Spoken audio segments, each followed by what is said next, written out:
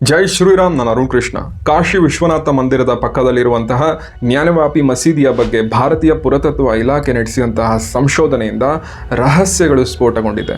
ಅದೇನು ಅಂತ ಹೇಳಿದ್ರೆ, ಮುಂಚೆ ಇಲ್ಲಿ ದೇವಾಲಯವಿತ್ತು, ಅದನ್ನು ಕೆಡವಿ ಮಸೀದಿಯನ್ನು ಕಟ್ಟಲಾಗಿದೆ ಅಂತ ASI ರಿಪೋರ್ಟ್ ಹೇಳ್ತಾ ಇದೆ. ಅಷ್ಟಲ್ಲದೆ ಒಂದು ಶಾಸನದ ಪ್ರಕಾರ ಔರಂಗಜೇಬನ 20ನೇ ವರ್ಷದ ಆಳ್ವಿಕೆಯಲ್ಲಿ 1672 to 1673 ಹೊಸದಾದ ಒಂದು ಮಸೀದಿಯನ್ನು ನಿರ್ಮಾಣ ಮಾಡಲಾಗಿದೆ ಅಂತ ಹೇಳಲಾಗ್ತದೆ. ಅಷ್ಟೇ ಅಲ್ಲದೆ ಅವ್ರದೇ ಬುಕ್ ಆದಂತಹ ಮಾಸಿರ್ ಐ ಆಲಂಗಿರಿ ಎಂಬ ಬುಕ್ಕಿನಲ್ಲಿ ಅವರು ಬರ್ಸ್ಕೊಂತಾರೆ ಏನು ಅಂತ ಹೇಳಿದ್ರೆ, ಈ ದೇವಾಲಯವನ್ನ ಕೆಡವಿ ಹೊಸದಾಗಿ ಮಸೀದಿಯನ್ನ ನಿರ್ಮಾಣ ಮಾಡಿದ್ದೇವೆ ಅಂತ ಬರ್ಕೊಂತಾರೆ. ಇನ್ನೊಂದು ರೋಚಕ ಮಾಹಿತಿ ಏನು ಅಂತ ಹೇಳಿದ್ರೆ, ಕನ್ನಡದ ಶಾಸನ ಪತ್ತೆಯಾಗಿರುವುದು. ಆ ಶಾಸನ ಏನು ಹೇಳುತ್ತೆ ಅಂತ ಹೇಳಿದ್ರೆ, ದೊಡ್ಡ ಅರಸಯ್ಯ ಹಾಗೂ ನರಸಿಂಹನ ಭಿನ್ನಹ ಅಂತ ಹೇಳಿದೆ. ಭಿನ್ನಹ ಅಂತ ಹೇಳಿದ್ರೆ ಪ್ರಾರ್ಥನೆ ಅಥವಾ ಅರ್ಕೆ ಇರ್ಬೋದು. ಕರ್ನಾಟಕದಿಂದ ಕಾಶಿಗೆ ಹೋಗಿ ಅರ್ಕೆಯನ್ನು ಸಲ್ಲಿಸಿದ್ದಾರೆ. ಈಗಿನ ಕಾಲಕ್ಕೆ ಟ್ರಾನ್ಸ್ಪೋರ್ಟೇಷನ್ ಅವೈಲಬಿಲಿಟಿ ಇದೆ. ಆಗಿನ ಕಾಲಕ್ಕೆ ಹೋಗಿದಾರಲ್ಲ ಕರ್ನಾಟಕದಿಂದ, ಅಲ್ಲಿ ಹೋಗಿ ಶಾಸನ ಹಾಕ್ಸೋದು ಅಂತ ಹೇಳಿದ್ರೆ ಅವ್ರು ಯಾರೋ ಪ್ರಭಾವಿ ವ್ಯಕ್ತಿಗಳೇ ಆಗಿರಬೇಕು. ಯೋಚನೆ ಮಾಡಿ ಸ್ನೇಹಿತರೆ. ಆಸ್ ಎ ಹಿಸ್ಟೋರಿಯನ್ ಮಾತನಾಡುವುದಾದರೆ, ಈ ಒಂದು ಶಾಸನ 16th ಸೆಂಚುರಿಗೆ ಸಂಬಂಧಪಟ್ಟಿರಬಹುದು ಅಂತ ಕಾಣಿಸುತ್ತೆ. ಇನ್ನೊಂದು ಗೆಸ್ ಪ್ರಕಾರ ಶಿವಮೊಗ್ಗದ ಕೆಳದಿ ಸಾಮ್ರಾಜ್ಯಕ್ಕೆ ಸಂಬಂಧಪಟ್ಟಿರುವಂತಹ ಶಾಸನ ಇದಾಗಿರಬಹುದು. ಯಾಕಂದರೆ ದೊಡ್ಡ ಸಂಕಣ್ಣ ನಾಯಕ ಎಂಬುವನು ಉತ್ತರ ಭಾರತಕ್ಕೆ ಭೇಟಿ ನೀಡಿರುತ್ತಾನೆ.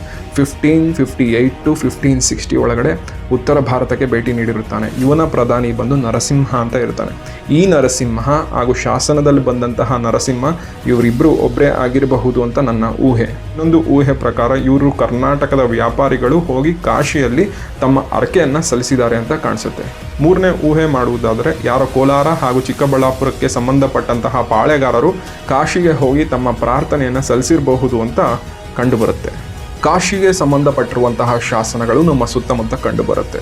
ಅದರಲ್ಲಿ ರಾಮನಗರ ಜಿಲ್ಲೆಯ ಮಾಗಡಿ ತಾಲೂಕಿನ ಅಳಲಾಳು ಕುಪ್ಪೆಯ ಬಳಿ ಇರುವಂತಹ ಶಾಸನದ ಪ್ರಕಾರ ಹಿರಿಯ ಕೆಂಪೇಗೌಡನ ಮೊಮ್ಮಗನಾದಂತಹ ಮುಮ್ಮಡಿ ಕೆಂಪೇಗೌಡ ಕಾಶಿಯಲ್ಲಿ ಮಠವನ್ನು ಸ್ಥಾಪನೆ ಮಾಡಿಸಿರ್ತಾನೆ. ಈ ಒಂದು ಮಠದ ನಿರ್ವಹಣೆಗಾಗಿ ಅಳಾಳು ಕುಪ್ಪೆಯನ್ನು ಧರ್ಮವಾಗಿ ಅಕ್ಷಾಂತಲ ಮುದ್ದು ಭಟ್ಟನಿಗೆ ದಾನವಾಗಿ ನೀಡಿರುತ್ತಾನೆ. ಇನ್ನೊಂದು ಶಾಸನದ ಪ್ರಕಾರ, ಹಾಸನ ಜಿಲ್ಲೆಯ ಹೆಬ್ಬಾಳೆಯಲ್ಲಿರುವಂತಹ ಶಾಸನದ ಪ್ರಕಾರ ಕಾಶಿಯಲ್ಲಿ ತುರುಕರು ಜಿಜಿಯಾ ಎಂಬ ಟ್ಯಾಕ್ಸ್ ಅನ್ನ ಕಲೆಕ್ಟ್ ಮಾಡ್ಕೊತಾ ಇರ್ತಾರೆ. ಇದೊಂದು ತಲೆದಂಡ. ಯಾರಾದ್ರೂ ಕಾಶಿಗೆ ಹೋದ್ರೆ ಅವರೆಲ್ಲ ಟ್ಯಾಕ್ಸ್ ಕಟ್ಟಬೇಕಾಗಿರುತ್ತೆ.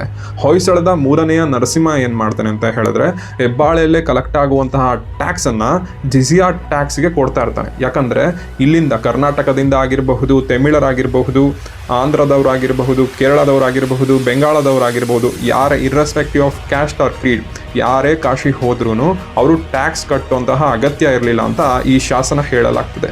ಈ ಒಂದು ಶಾಸನ ಏನು ತೋರಿಸ್ಕೊಡುತ್ತೆ ಅಂತ ಹೇಳಿದ್ರೆ, ಕನ್ನಡಿಗರು ವಿಶಾಲ ಹೃದಯದವರು, ಅವಧಾರಿಗಳು ಅಂತ ತೋರಿಸ್ಕೊಡುತ್ತೆ.